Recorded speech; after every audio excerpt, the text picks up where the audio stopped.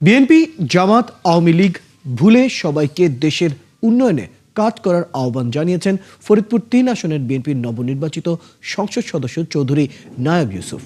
বুধবার দুপুরে তিনি শহরের ফরিদপুর জেনারেল হাসপাতালে ফরিদপুর জেলায় ৪৮তম বিসিএস স্বাস্থ্য ক্যাডারের নবনিয়োগপ্রাপ্ত চিকিৎসকদের সংবর্ধনা অনুষ্ঠানে এসব কথা বলেন।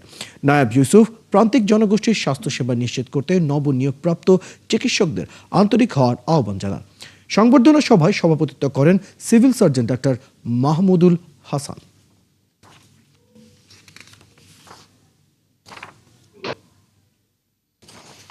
আমাদের মনে রাখতে হবে দেশ প্রেমের কথা, মানুষের কথা।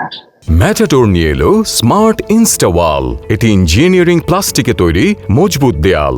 তেমনি আপনারা যে দায়িত্বে আছেন, সকলে আপনারা যে দায়িত্বে আছেন, আপনারা দলের মধ্যে থেকে কাজটা করতে হবে।